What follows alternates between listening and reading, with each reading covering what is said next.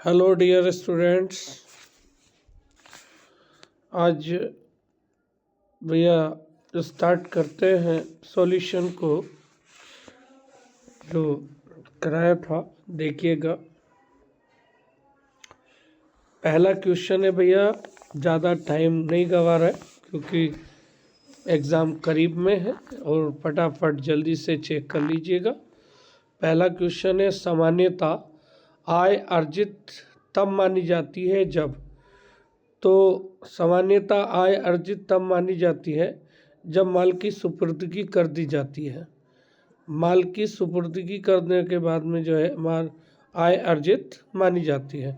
नाम मात्र खाता है तो मजदूरी खाता नाम मात्र खाता है, बाकी जो पेटेंट है वो वास्तविक खाता है और अग्रिम खाता जो है वो आपका व्यक्तिगत खाता है। ठीक है, आगे देखिए, नाम मात्र के खाते में डेबिट शेष क्या दर्शाता है। तो नाम मात्र के खाते का जो डेबिट शेष होता है वो व्यय को या हानि को दर्शाता है, जबकि क्रेडिट शेष जो है वो आय और लाभ को दर्शाता है। आगे की बात करते हैं भैया, पासबुक में 10,000 रुपये का क्रेडिट शेष प्रदर्शित हो रहा है लेकिन उपरोक्त दिनांक को 1,000 रुपये का चेक दिया गया जिसका भुगतान नहीं हुआ एवं 2,000 रुपये का चेक जमा किया गया जिसका भुगतान अभी तक नहीं हुआ। तो क्या कह रहे हैं भैया, एक तो है 2,000 रुपये का चेक जमा होने के लिए भेजा, ठीक है,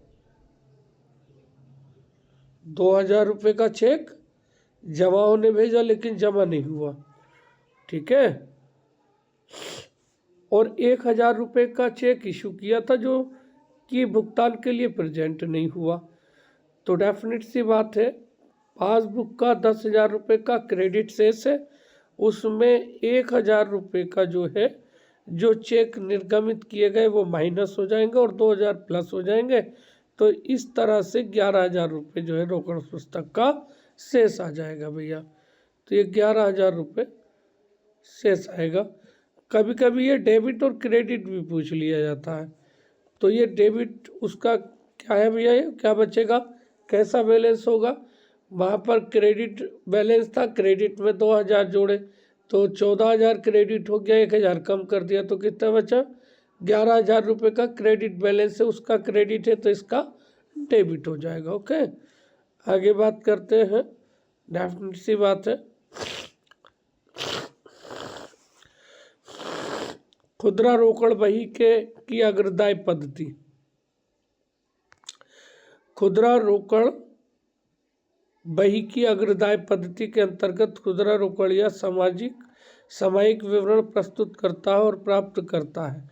तो खुदरा रोकड़िया होता क्या है, असल में जब व्यापार बड़े स्तर पर चल रहा होता है तो जो नकद के लेन देन होते हैं उनमें मुख्य रोकड़िया द्वारा एक लघु रोकड़िया नियुक्त किया जाता है, जिससे जो छोटे छोटे खर्चों को करने के लिए, ठीक है, नियुक्त किया जाता है और वो एक रोकड़ पुस्तक तैयार करता है जिसे खुदरा रोकड़ पुस्तक कहते हैं।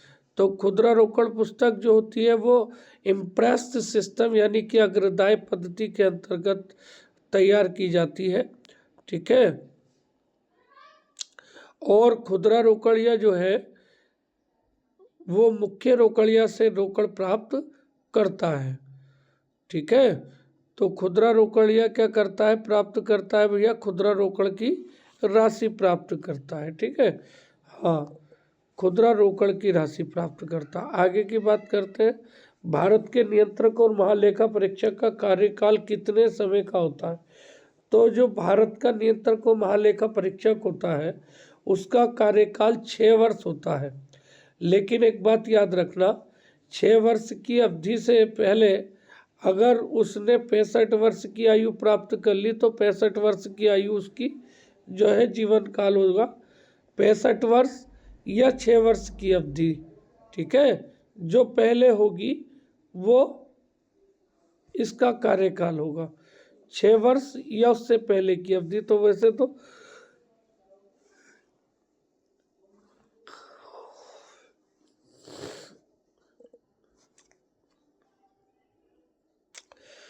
पुस्तपालन का मुख्य कार्य, तो पुस्तपालन जो है बुक कीपिंग, उसका मुख्य कार्य वित्तीय लेखों के लेन देनों को अभिलेखित करना, रिकॉर्ड करना, ठीक है, और उन्हें सहायक पुस्तकों में रिकॉर्ड करने के बाद में वर्गीकृत करना होता है। तो सबसे पहला काम होता है अभिलेखित करना, ठीक है। आगे बात करते हैं भैया। अगला क्वेश्चन देखिएगा। कंपनी अधिनियम 1956 के अंतर्गत लागत अंकेक्षक को कुछ विशेष वर्ग की जिम्मेदारियों के लिए अनिवार्य किया गया है। कंपनी अधिनियम 1956 की बात चल रही भैया। तो कंपनी अधिनियम 1956 की धारा 233B, जिसे आप जो है कंपनी अधिनियम 2013 की धारा 148, ठीक है, के अंतर्गत लागत अंकेक्षक को कुछ विशेष वर्ग की कंपनियों के लिए अनिवार्य किया गया है, ठीक है। तो ये कंपनी अधिनियम 233B जो है वो तो है 233B, ये जो है 233B 233B जो है ये जो है कंपनी एक्ट 2013, ठीक है, कंपनी एक्ट 2013 की एक धारा 148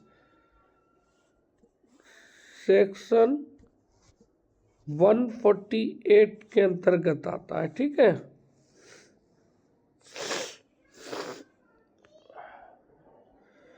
आगे देखिएगा। यदि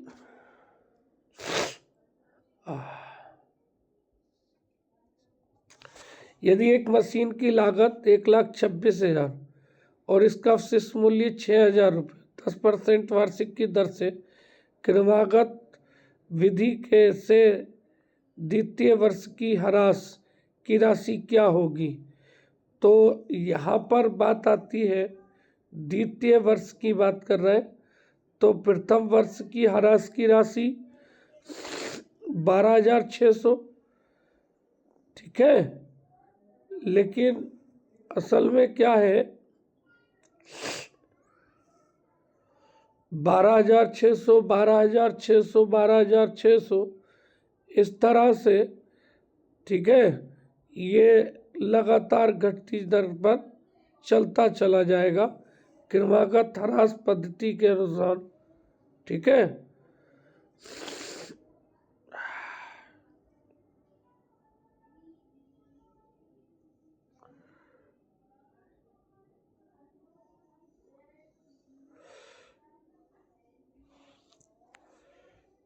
दस % वार्षिक की दर से कहा गया है।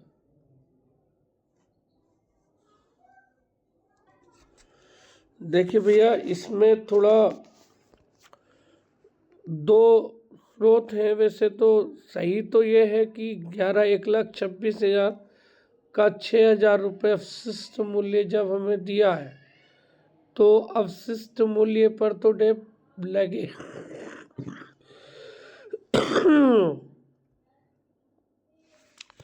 अवशिष्ट मूल्य से मतलब है कि 5% जब बचेगा तो उस पर डेप नहीं लगता है। 5% जो डेप होता है उस पर डेप नहीं लगता है, ठीक है। 5% या इससे कम की राशि होती तो उस पर डेप नहीं लगता क्रमागत ह्रास पद्धति के अनुसार, ठीक। तो यहाँ पर जो है 1,26,000 माइनस 6,000 यानी 6,000 तो आपको डिप्रिसिएटेड होगा ही नहीं। तो पहले साल में जो है 1,20,000 का 10% 12,000 हो जाएगा। दूसरे साल में 12,000 घटा करके 10,000, 1,08,000 का 10% 10,800 रुपये इसका राइट आंसर होना चाहिए। ठीक, वैसे तो यह है 11,340 भी आता है, लेकिन जो है जब हमें हरासित मूल्य के साथ साथ उसका जो है स्क्रैप वैल्यू भी दिया हो तो इस तरह से ही डेप्रिसिएशन लगाया जाता है। एक संपत्ति की मूल लागत 4,15,000 रुपये, संपत्ति का आगामी उपयोगी जीवन 20 वर्ष और शुद्ध अवशेष मूल्य 85,000 रुपये अनुमानित किया गया। प्रत्येक वर्ष ह्रास की क्या राशि होगी? तो यहाँ पर सीधी सी बात है कि अनुमानित जीवन काल बता रखा है हमें, अनुमानित जीवन काल बता रखा है, तो हम क्या करेंगे, cost minus scrap upon estimated life, 1 साल का ह्रास निकल आएगा इस तरह से। 4,15,000 माइनस 65,000 बटे 20,000, तो 17,500 रुपये प्रति वर्ष ह्रास लगेगा। 17,500 रुपये प्रत्येक वर्ष डेप लगेगा इसमें।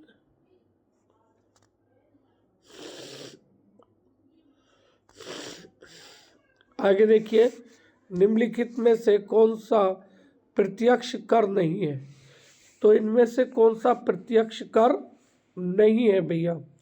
तो देखिएगा, उत्पादन कर जो है ये एक प्रत्यक्ष कर नहीं है, क्योंकि उत्पादन कर का मतलब हो गया आप कोई प्रोड्यूस करोगे कोई वस्तु तो उस पर जीएसटी लगाकर बेचोगे, दूसरा फिर उसे बेचेगा जीएसटी लगा कर बेचेगा, फिर तीसरा बेचेगा फिर जीएसटी लगा करके बेचेगा।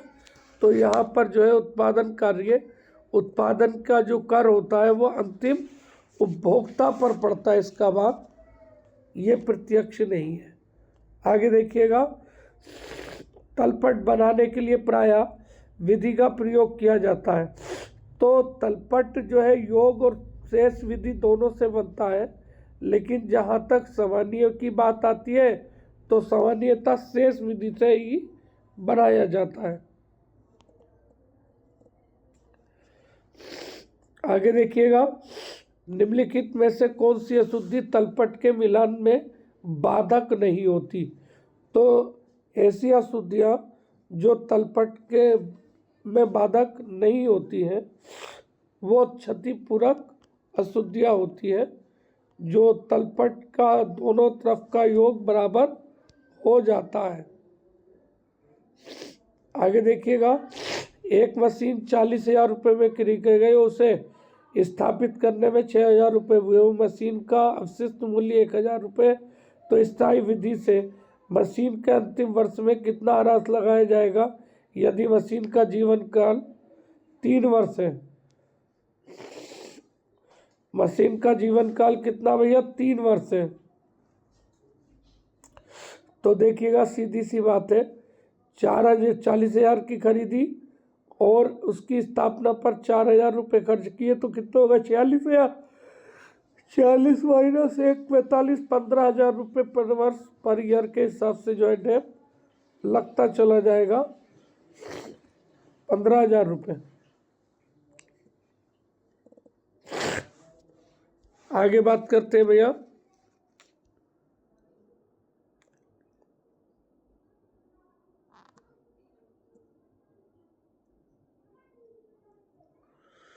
प्रारंभिक स्टॉक 15,000, क्रय 40,000, विक्रय की लागत 52,000 एवं विक्रय 57,000, तो सकल लाभ की हानि होगी। तो विक्रय हुआ हमारा 57,000 का, विक्रय की लागत है 52,000 रुपये। ठीक, तो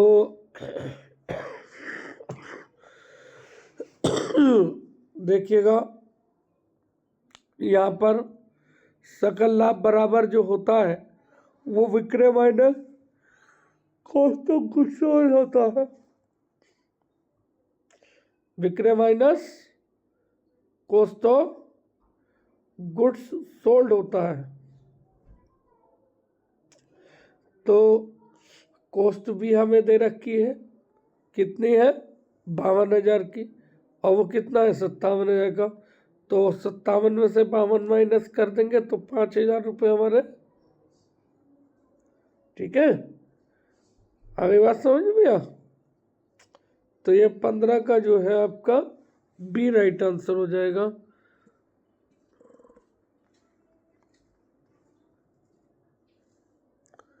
ठीक, आगे बात करते हैं। सकल लाभ या हानि की राशि क्या होगी जब विक्रय की लागत इतनी और विक्रय 1,10,000 रुपये, क्रय मूल्य 30,000 हो तो। ठीक, तो यहां देखिएगा सकल लाभ या सकल हानि बतानी भैया, सकल लाभ या सकल हानि। तो मैंने अभी बताया था विक्रय minus cost of goods sold.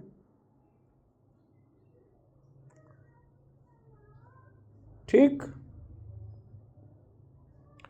तो यहां पर देखो इसी में फार्मूले में फीड करके निकाल लेंगे। ठीक है, तो सकल लाभ बराबर क्या होता है, विक्रय माइनस विक्रय की लागत, 1,10,000 में से 79,000 और 31,000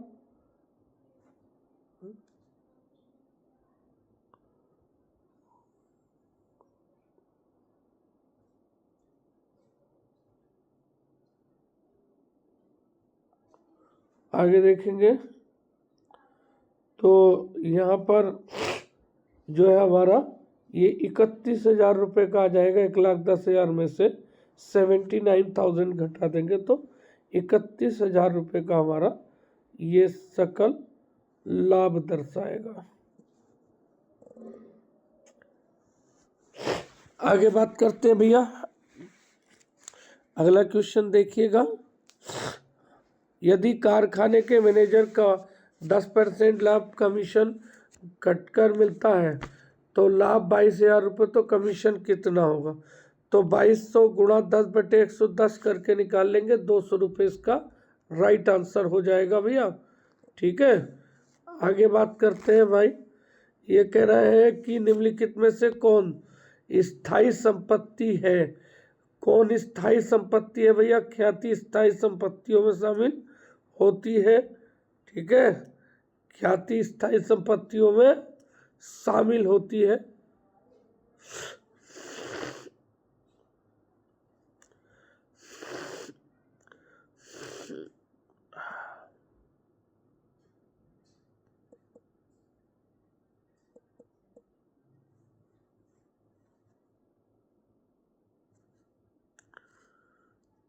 आगे देखेंगे भैया,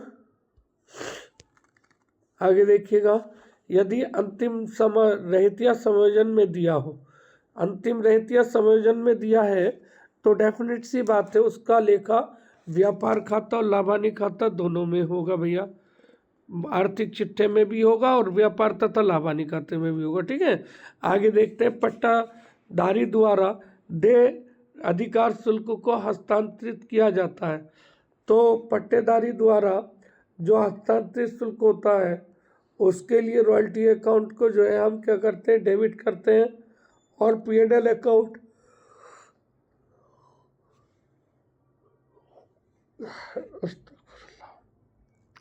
तो पट्ट देय अधिकार शुल्क को हस्तांतरित किया जाता है। तो जब बात आती है हस्तांतरित की तो profit and loss account debit to royalty account. ठीक है, तो क्या होता है, लाभानी खाते को जो है डेबिट कर दिया जाता है और P&L खाते को क्रेडिट रॉयल्टी अकाउंट को क्रेडिट किया जाता है और P&L अकाउंट को डेबिट किया जाता है। तो इसका राइट आंसर सी हो जाएगा।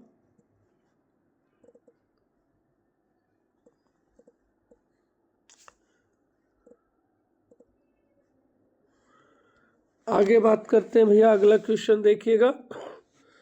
दिवालिया लेखों में सूची में किसे दर्शाया जाता है। दिवालिया लेखों में सूची में किसे दर्शाया जाता है। तो दिवालिया लेखों में सूची में, यहाँ पर सूची में से मतलब सूची एफ में, सूची एफ में किसे दर्शाया जाता है। तो देनदारों को दर्शाया जाता है बुक डेप्ट के हिसाब से। ये आपका राइट आंसर हो जाएगा। यदि लाभ की हानि 22,000 रुपये, ठीक है, बीमित राशि 1,50,000, बीमा योग्य राशि 1,68,960 रुपये, तो बीमा दावे की राशि क्या होगी? तो देखिएगा, आपके बीमे की पॉलिसी 1,50,000 है, बीमे की जो राशि है वो 1,00,000, ठीक है। तो यहाँ कंडीशन आती है भैया,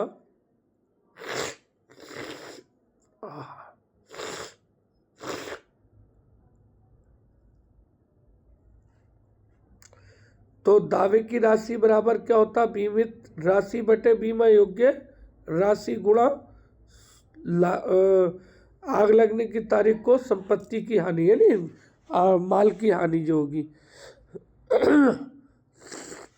तो इस फार्मूले में लगाएंगे तो 28,409 रुपये का आ जाएगा।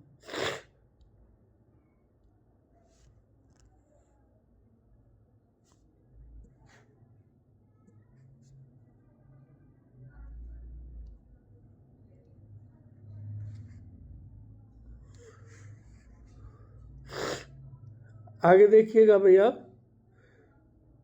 ये है आपका 22 हो गया था ना।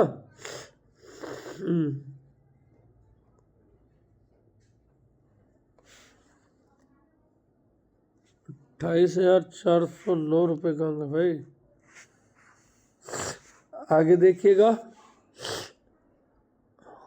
लाभानी खाते का शेष दर्शाया जाता है। तो जो लाभानी खाते का शेष होता है वो आर्थिक चिट्ठे में क्या करते हैं भैया? दर्शाते हैं, ठीक है। आगे देखिएगा, ये कह रहे हैं कि प्रारंभिक स्टॉक 10,000 क्रय 4,000 क्रय वापसी 800 रुपये और मजदूरी 1,000 रुपये अंतिम रहती या 20,000 रुपये हो तो विक्रय लागत होगी। तो यहाँ पर सबसे पहले हम क्या करेंगे भैया? Opening stock plus purchase plus direct expenses, ठीक है, ये लेते हैं, ठीक। उसके बाद में जो बचेगा वो लायबिलिटीज हो जाएगा, ठीक है। तो देखिएगा,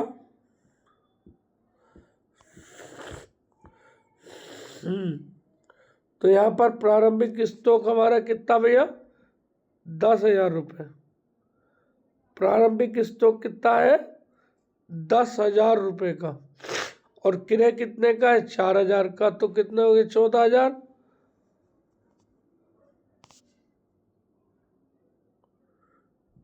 तो थोड़ा जरा, तो ये रहा, देखिएगा बेटा, विक्रय की लागत होती है प्रारंभिक स्टॉक प्लस क्रय plus other direct expenses minus क्रय वापसी ठीक है, माइनस मजदूरी का अंतिम स्टॉक हमारा निकाल आता है। तो 10,000 प्लस 4,000 माइनस 60,000 प्लस 1,000 माइनस, इन्हें दोनों को माइनस कर दो, 2,000 और 11,300 को।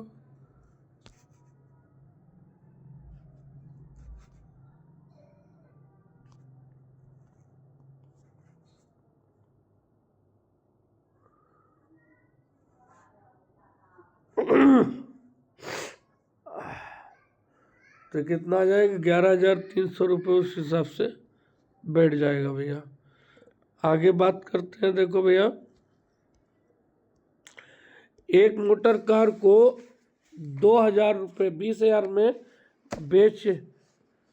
में खरीदी गई, ठीक है, और जो था का पुस्तक के मूल्य 12,000 रुपये था और 25,000 रुपये में बेची गई।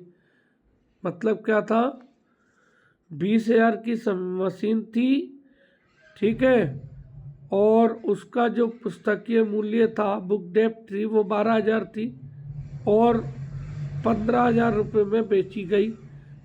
पूंजी लाभ होगा तो पूंजी लाभ बताना इसमें, तो सीधी सी बात है, 20,000 रुपये की चीज़ थी, 25,000 रुपये में बिकी है, 12,000 रुपये उसका पुस्तकीय मूल्य था, तो 13,000 रुपये का पूंजी लाभ हो गया उसको। 13,000 रुपये का पूंजी लाभ हो गया।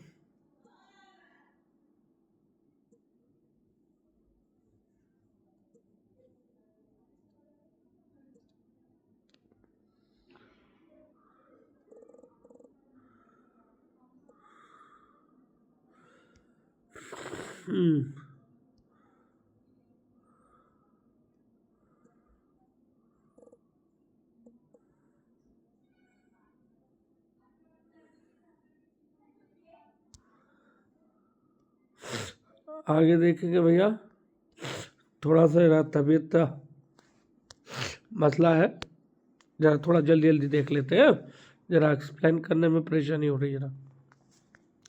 कंपनी अंकेक्षक के परिश्रम का वर्णन कंपनी अधिनियम की किस धारा के अंतर्गत किया गया है? तो ये धारा 224 में किया गया है, और अगर वर्तमान की बात करें तो धारा 142 में किया गया भैया, ठीक है। आगे देखेंगे, कंपनी अंकेक्षक के परिश्रमिक का निर्धारण होता है, तो कंपनी अंकेक्षक के परिश्रमिक का निर्धारण जो होता है वो सामान्य सभा में अंशधारियों द्वारा तय होता है भैया।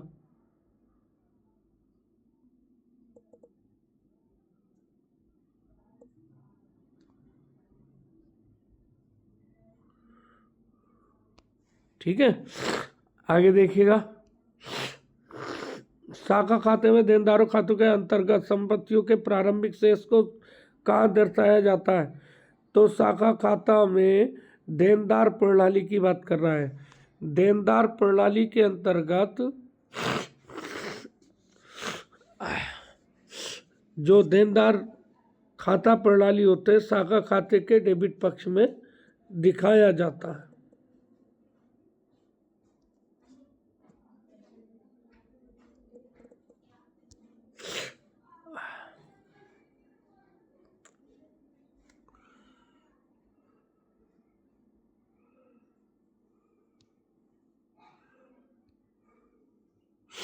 आगे बात करते हैं भैया,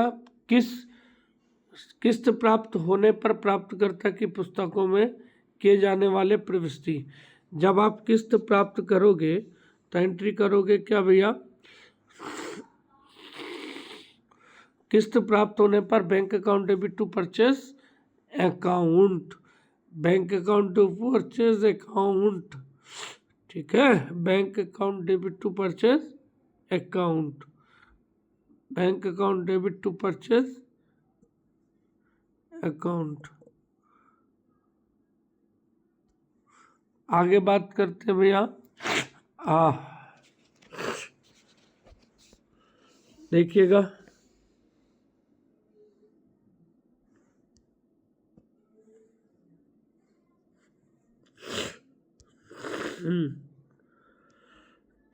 भारत के प्रथम नियंत्रक एवं महालेखा परीक्षक कौन थे? तो भारत के प्रथम नियंत्रक एवं महालेखा परीक्षक जो थे वो नरहरि थे। नरहरि जो थे प्रथम थे, ठीक है, नरहरि, ओके, याद रखना। आगे देखिएगा, निम्नलिखित में से कौन सा लाभ पूंजीगत लाभ है? तो पूंजीगत लाभ की बात कर रहे हैं, पूंजीगत लाभ आइडेंटिफाई करना है, तो सीधी सी बात है, अंशों के निर्गमन पर प्रीमियम जो है, ठीक है, ये हमारा पूंजी लाभ है, ये पूंजी लाभ है।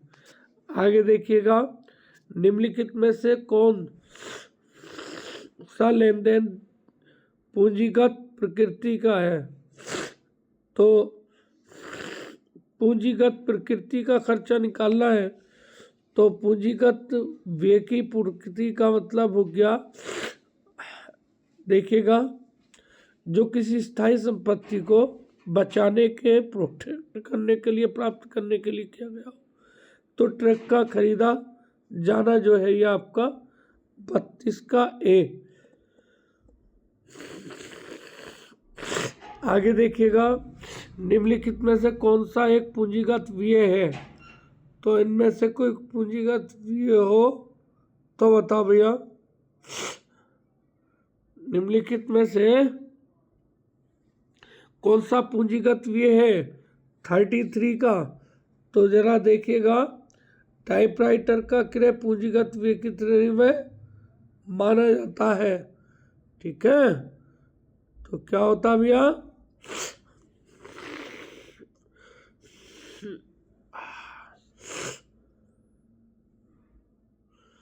एक टाइपराइटर का क्रय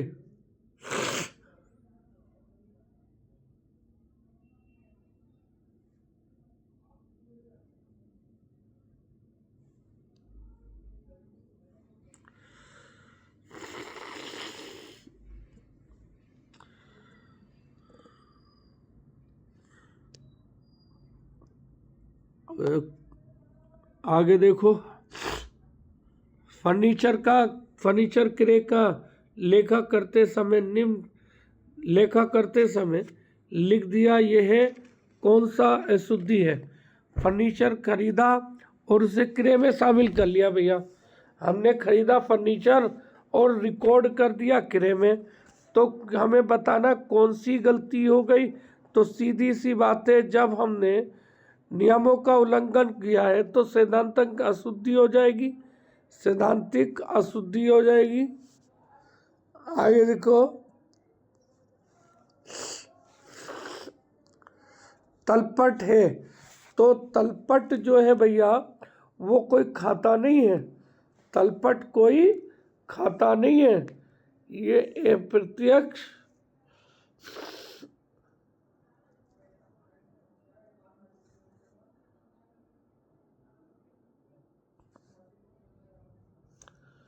तो तलपट की बात चल रही।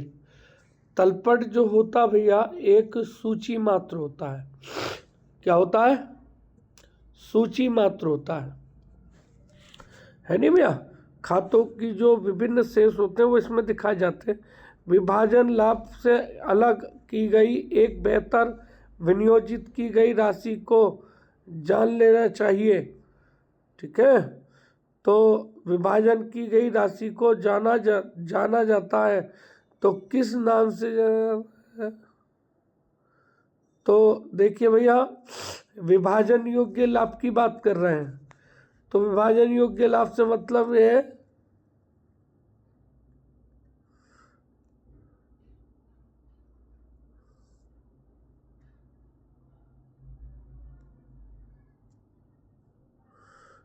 तो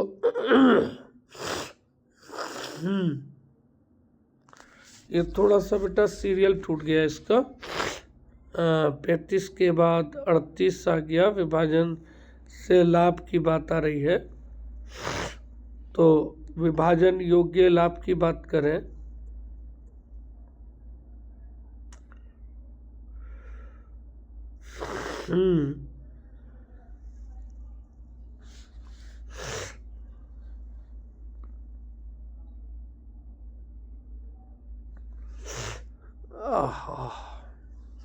तो विभाजन लाभ से अलग की गई, बाहर विनियोजित की गई राशि के विभाजन को कहा जाता है भैया। क्या होता है? विभाजन से लाभ अलग की गई एवं बाहर विनियोजित की गई राशि को कोष कहा जाता है भैया। तो यह हो जाएगा आपका 30। हाँ,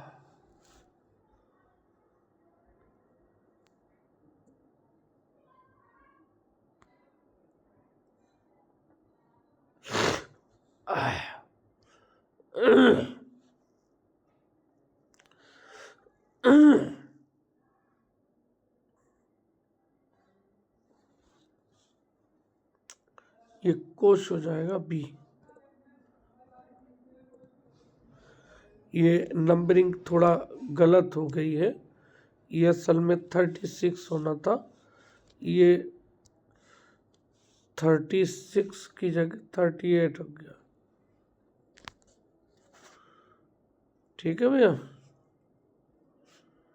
38 हो गया, 36 की आगे देखते हैं भैया।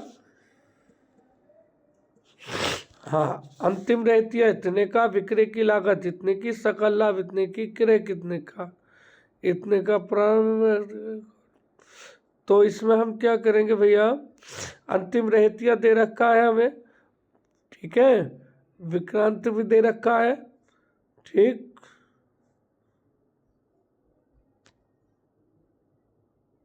बात आती है भैया, तो अंतिम रहतिया जब दे रखा हो 57,000 का अंतिम रहतिया दे रखा, तो हमें विक्रय की लागत निकालनी, तो क्या लगाएंगे, प्रारंभिक रहतिया प्लस क्रय माइनस अंतिम रहतिया, ये फार्मूला लगा देंगे। तो इस तरह से हमें पक्षांतर करने पर प्रारंभिक रहतिया प्राप्त हो जाएगा 46,400 रुपये। ठीक है, इसका सही राइट आंसर हो जाएगा।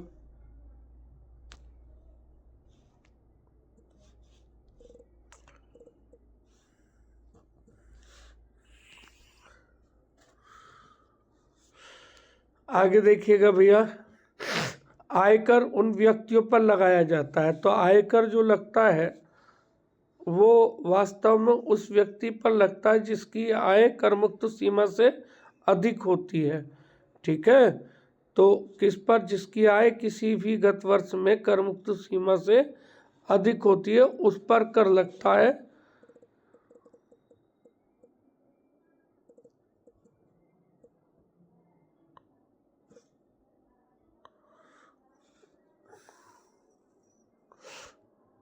एक मिनट एक मिनट एक मिनट,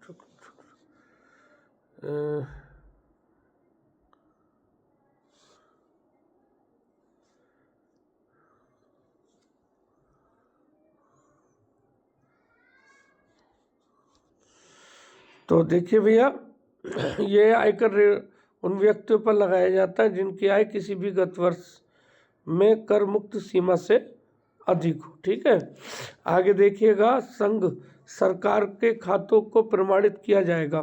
संघ सरकार के खातों को प्रमाणित जो है वो C&AG द्वारा संघ सरकार के खातों का प्रमाणन किया जाता है। ठीक है, तो ये हो जाएगा आपका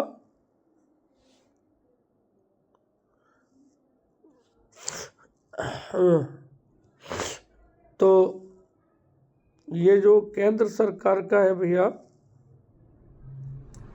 संघ सरकार मतलब केंद्र सरकार की बात हो रही, तो बी पॉइंट इसका सही आएगा,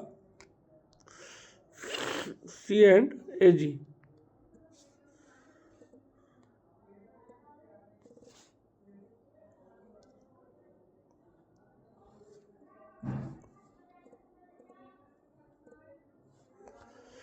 आगे देखते हैं भैया, केंद्र सरकार के खाते भारत की राष्ट्रपति के अधिनियम अधिमानत प्रस्तुत किए जाएंगे। तो जो केंद्र सरकार के खाते हैं भारत के राष्ट्रपति को वित्तीय वर्ष समाप्ति के 30 माह में प्रस्तुत किए जाएंगे। भारतीय संविधान का अनुच्छेद 360 राष्ट्रपति को वित्तीय आपातकाल लागू करने का अधिकार देता है। ठीक है, तो याद रखना 360 के अनुसार आपातकालीन है। ठीक है, हाँ तो ये 40 का जो हो जाएगा सी हो जाएगा भैया 6 माह। आगे बात करते हैं भैया, ये कह रहा है क्या संघ सरकार के खाते को ऐसे रूप में रखा जाएगा जैसे कि राष्ट्रपति भवन के नियंत्रक एवं महालेखा परीक्षक की सलाह पर अनुच्छेद में दिए गए हैं। ठीक है, तो ये 41 का सी हो जाएगा भैया 150 में।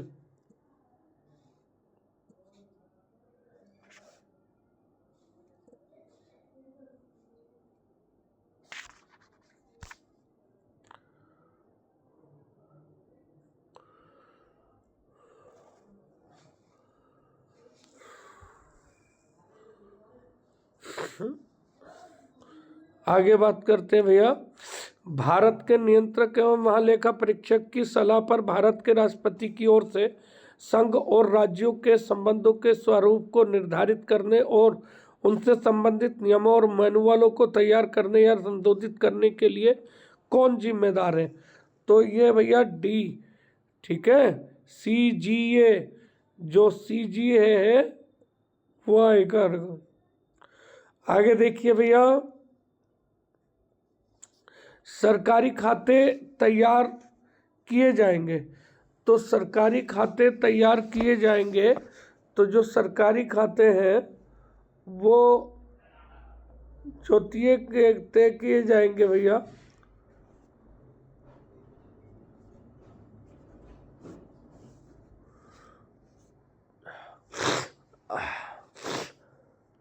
तो ये सी हो जाएगा भैया।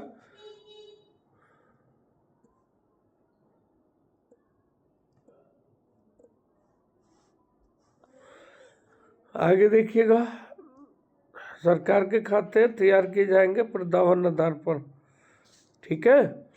आगे देखिएगा, सरकारी खाते रखे जाएंगे, तो सरकारी जो खाते हैं वो 3 तरह से लिखे जाने हैं।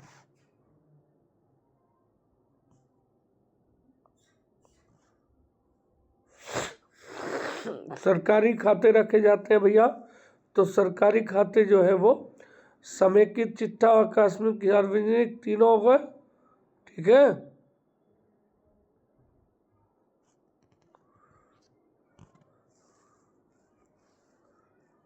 तो इसका सी राइट आंसर हो जाएगा, 3 पार्ट्स।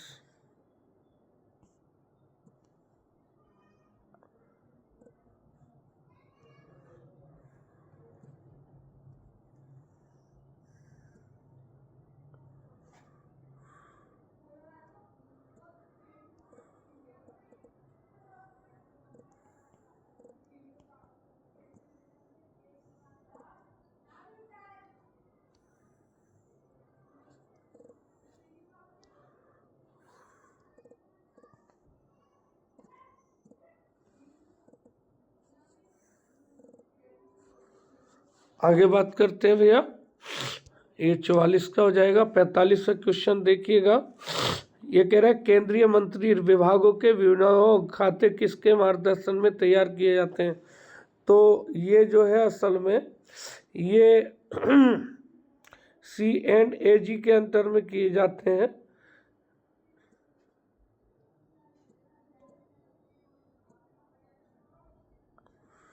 केंद्र सरकार की बात चले भैया, 1 मिनट,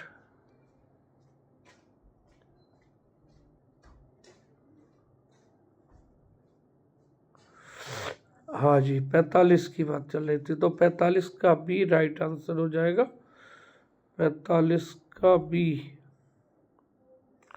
थोड़ा सा गड़बड़ हो गया ना।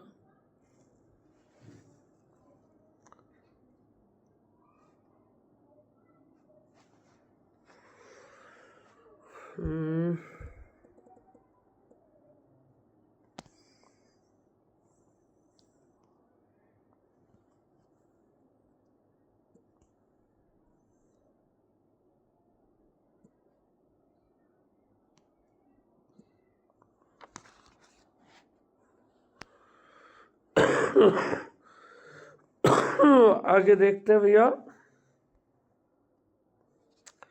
1 मिनट,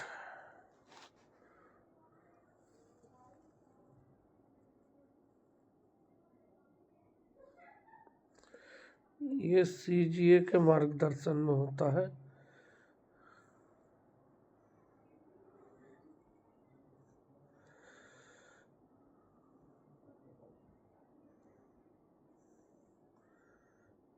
CGA,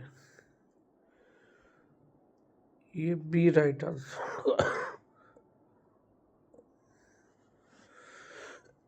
आगे देखिएगा, सामान्य वित्तीय 2005 के अनुसार वर्ष जारी परामर्श की गई प्रति 1000 किताबों में से कितनी किताबों की हानि को उचित माना जाता है?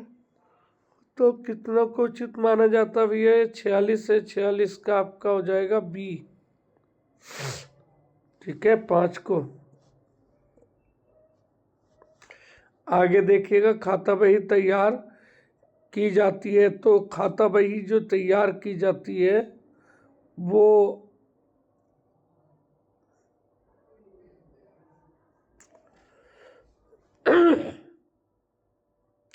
तो खाता बही तैयार की जाती है भैया कहाँ से भैया?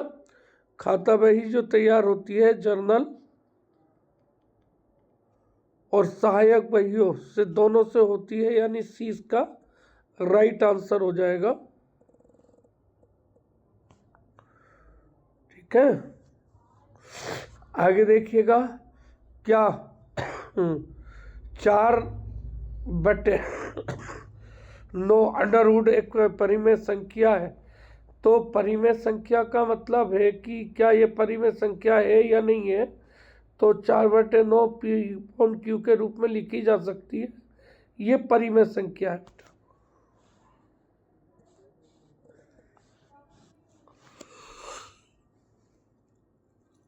ये कह रहे हैं 4 अंकों की सबसे छोटी संख्या ज्ञात करो जो 2, 3, 4, 5, 6, 7 से पूरी तरह विभाजित हो जाती है। तो इनका एलसीएम ले लेते हैं। तो इन सब का एलसीएम लेंगे तो 420 आएगा। तो 420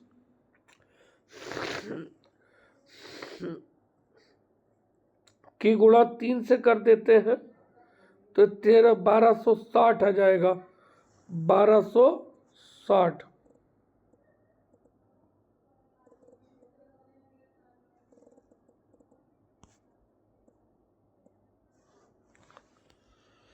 1260 इसका राइट आंसर हो जाएगा।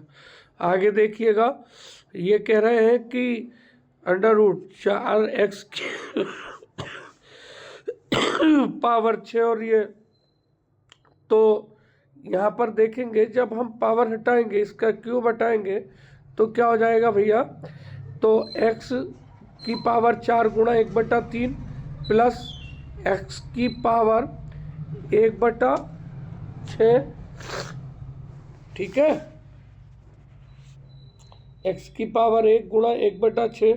अब जब हम करेंगे तो यह आ जाएगा क्या भैया? x की पावर 4/3, x की पावर 4/3 हो जाएगा, प्लस यहाँ पर बात है माइनस की, तो ये अपोन में पहुँच जाएगा। ठीक है, अपोन में पहुँच करके क्या हो जाएगा? ये भाग हो जाएगी, रेसिप्रोकल हो जाएगा, तो 1/6 है नहीं। तो 1/6 जब हम इसको करेंगे तो x की पावर 4/3 प्लस 1/6, जब इसका माइनस हटाकर ऊपर आ जाएगा तो 1/1 + 6 हो जाएगा। जब इसे हम सिंप्लीफाई करेंगे तो यह आएगा x की पावर 3/2, 3/2, या फिर 3/2 पूछा है तो x की पावर 3/2 का मतलब हो गया ये, इसका आपका ए राइट आंसर हो जाएगा। आगे देखिएगा, अगला क्वेश्चन क्या है भैया? एक गाड़ी के पहिए की त्रिज्या 50 सेंटीमीटर है। ठीक है, यानी r बराबर 50 हो गया। ठीक है, और इसका जो कोण है वो 80 अंश का है। थीटा जो है वो आपका 80 अंश का हो गया। ठीक है, उसके बाद में कह रहे हैं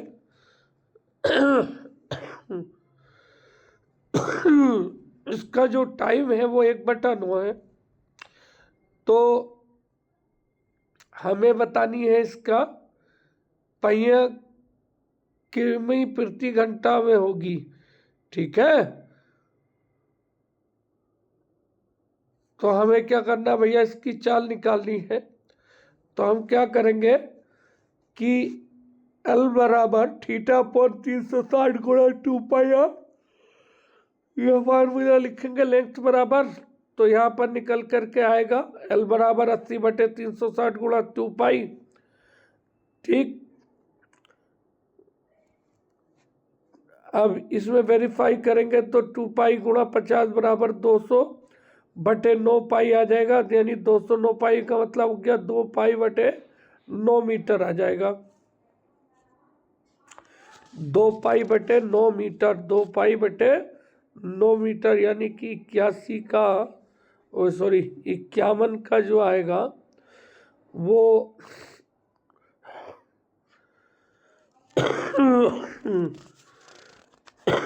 इसे हम क्या करेंगे, इसे और सिंप्लीफाई कर लेते हैं। 2 × 22/7 कर देते हैं,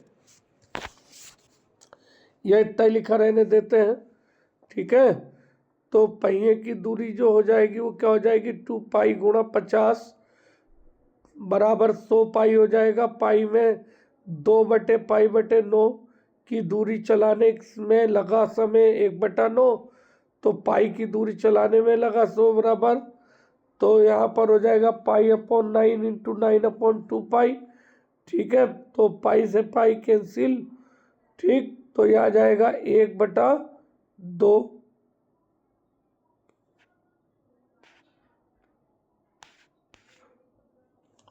ठीक है, तो ये हो जाएगा आपका 1/2। अब चाल निकालेंगे तो पाई/1/2 बराबर 2 पाई आ जाएगा।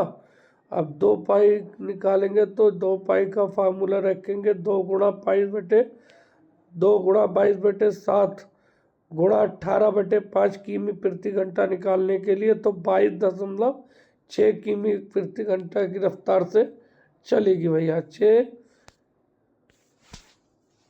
ठीक है, तो ये आपका आंसर हो जाएगा 22.6। तो 22.6 आपका कहाँ रहेगा भैया, डी। आगे बात करते हैं। एक बेलन नाकार बर्तन की ऊंचाई उसके व्यास की दोगुनी यदि बेलन की त्रिज्या इतनी हो तो क्या होगा भैया। तो मान लिया व्यास बराबर, माना व्यास बराबर 100, त्रिज्या बराबर 50, ऊंचाई बराबर 200 दे रखा, आयतन बराबर πr² × h होता है। तो 2 गुणा यहाँ पर पाई गुणा 5000 × 200 कर देंगे, तो ये आ जाएगा हमारा भैया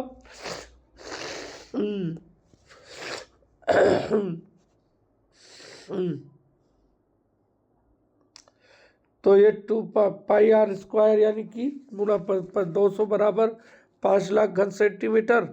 जब इसका पाई की वैल्यू निकालेंगे तो 5 लाख को बटे, ठीक है,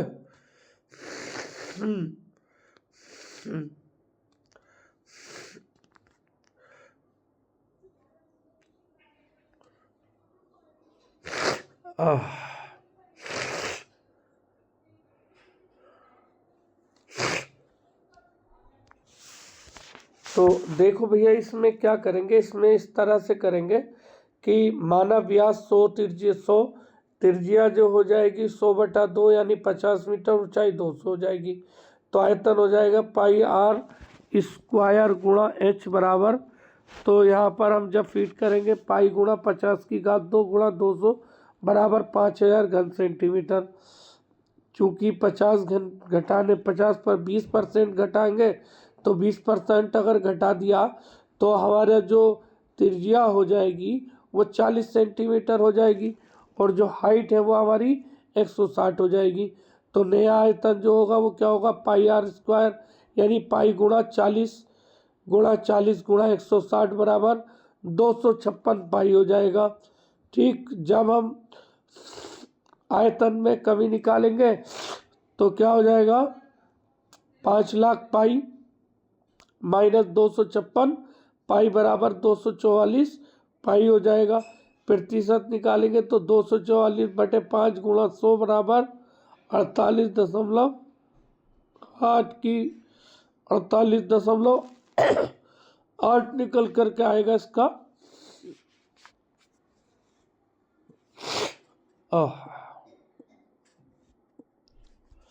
आगे बात करते हैं भैया। धातु के एक खोखले गोले का बाहरी व्यास 8 सेंटीमीटर, ठीक है, और वह जिस धातु का बना है उसकी मोटाई 2 सेंटीमीटर, उसके निर्माण में लगी धातु का आयतन घन सेंटीमीटर में क्या होगा हमारा। तो यहाँ पर बाहरी त्रिज्या बराबर 4 सेंटीमीटर, आंतरिक त्रिज्या बराबर 4-2 कर दे तो 2 सेंटीमीटर। धातु का आयतन 4/3 पाई आर क्यूब करते हैं। ठीक है, तो इसमें जब धातु का आयतन 4/3 पाई आर क्यूब करते हैं तो इसमें वैल्यू पुटअप करेंगे 4/3 गुणा 22/7 गुणा 4⁻³ माइनस 2⁻³ तो यह आ जाएगा हमारा, जब इसे सिंप्लीफाई करेंगे तो ये आ जाएगा हमारा 704/3 यानी 234.66 इसका राइट आंसर हो जाएगा।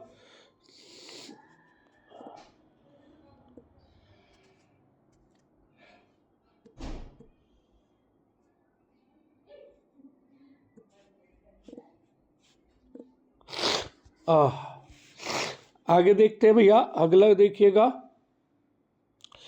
कि एक संख्या पूर्ण संख्या का 7 गुना संख्या के वर्ग के दुगने में से 4 कम है, संख्या क्या होगी। हमें नहीं पता, हमने मान लिया संख्या बराबर x। ये कह रहा है कि संख्या का दुगना 2x² संख्या के दुगने का वर्ग है नहीं, ये तो कहा है भाई। ये कह रहा है कि एक संख्या के वर्ग के दोगुना, वर्ग का दोगुना यानी कि x का दोगुना x² का दोगुना x² बराबर। ठीक है, तो जब हम 2x² बराबर लेंगे तो ये कह रहे हैं कि 7 गुने से 4 जा, ठीक है 4 कम है, तो क्या हो जाएगा 2x² बराबर 7x + 4। तो जब हम इसे पक्षांतर करेंगे तो 2x - 7x - 4 बराबर जी दिया। ठीक है, तो 2x² - 7x² - 4 बराबर 0 आ गया। अब 2x² + 8x + x - 4 बराबर 0। ठीक, 2x अंदर बचेगा तो क्या हो जाएगा भैया, x - 4 + 1 कॉमन ले लेंगे तो x - 4 बराबर 0। 1x और 1 माइनस x - 1, तो ये हो जाएगा x - 4 और 2x - 1 बराबर 0। तो भैया माइनस में तो क्या हो जाएगा भैया, माइनस में तो आ नहीं सकता, तो x बराबर 4, x बराबर क्या आ जाएगा 4 आ जाएगा।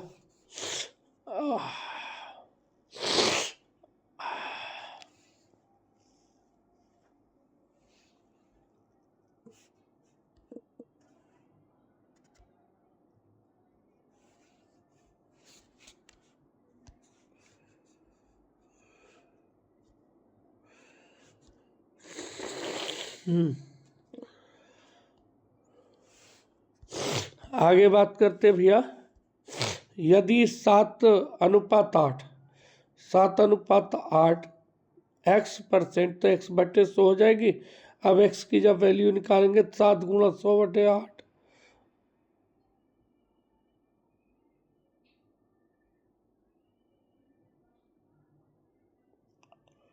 ठीक है 7x बराबर आए x/100 x बराबर जब लेंगे तो 7 × 100/x,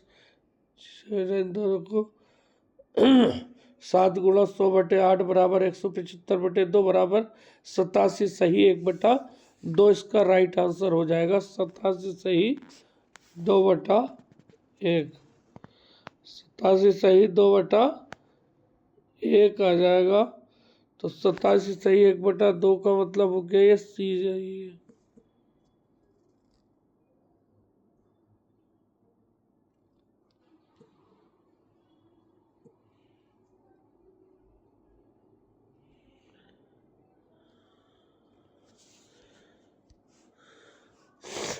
अल्लाह, तो 87 कहाँ गए भैया।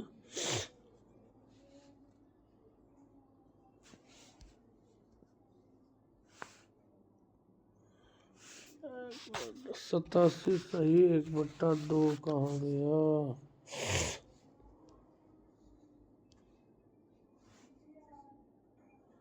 87 सही 1/2।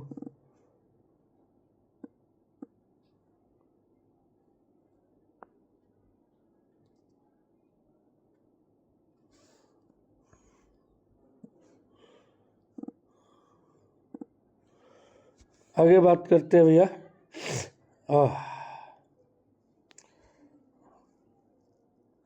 अगला क्वेश्चन है वॉइस मेल कहा जाता है। तो वॉइस मेल जो है वो भैया हमारा क्या होता है, वो वॉइस बैंक भी होता है और वॉइस मैसेज भी होता है, दोनों ही होते हैं। ठीक है, आगे बात करते हैं भाई। अगला क्वेश्चन है वॉइस मेल टेक्नोलॉजी कहलाता है। वॉइस मेल टेक्नोलॉजी जो है ये सभी वॉइस मेल टेक्नोलॉजी कहलाती हैं जितने भी इसमें दिए हैं, वीएम हो या वीमेल हो या वीएमसी हो। ठीक है, ये कह रहा है real time audio video conferencing, ठीक है, के माध्यम से कॉन्फ्रेंसिंग टू वे कम्युनिकेशन एक दोहरी पक्षीय धारणा है भैया। तो ये असल में क्या है ना कि real time audio video conferencing of receiver and sender के मध्य टू वे कॉन्ट्रैक्ट है। ठीक है भैया, तो 58 का ए हो जाएगा ये आपका, रिसीवर और सेंडर। आगे बात करते हैं वीओआईपी टर्म में एसपी का अर्थ है तो सेशन इनिशिएशन प्रोटोकॉल होता है। सेशन इनिशिएशन प्रोटोकॉल होता है, ये ए इसका राइट आंसर हो जाएगा। ठीक है, आगे देखिएगा ऑडियो एवं वीडियो कंप्रेंशन में टर्म आरजीबी का अर्थ क्या है। तो आरजीबी का जो अर्थ होता है रेड ब्लू ग्रीन होता है। Red blue green, red blue green. आगे की बात करते हैं स्ट्रीमिंग स्टोर्ड ऑडियो या वीडियो कंप्रेस्ड होकर कहाँ स्टोर होती है। तो ये बी में चली जाती है, सर्वर में। आगे देखिएगा आरटीजीएस लेन देन की न्यूनतम सीमा कितनी है। तो आरटीजीएस की जो न्यूनतम सीमा है वो 2 लाख रुपए। ठीक है, आगे देखिएगा MPEG-2 किसके लिए डिजाइन किया गया। LPG। तो देखिएगा ये है आपका MPEG-2 किसके लिए डिजाइन किया गया है। ठीक है, तो MPEG-2 जो है वो DVD के लिए डिजाइन किया गया है। किसी भी ऑडियो वीडियो से पहले सिग्नल इंटरनेट पर भेजे जाते हैं, उन्हें करने की आवश्यकता होती है। तो इन्हें भैया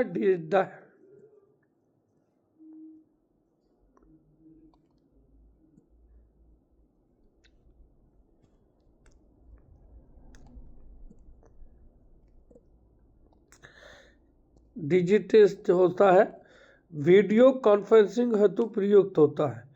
वीडियो कॉन्फ्रेंसिंग हेतु जो प्रयोग होते हैं वो स्काइप भी होता है, वी चैट भी होता है, जूम भी होता है। ये सब वी चैट वगैरह ये सब जो होते हैं वीडियो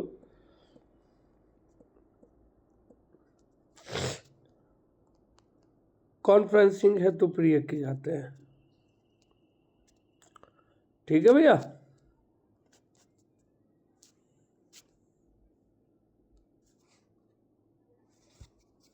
ये कंप्लीट हो गया भैया। आगे फिर लेकर के आता हूँ थोड़ा सा जरा, फिर तब तक के लिए इजाज़त दीजिए। अल्लाह हाफिज़। जय हिंद, जय भारत।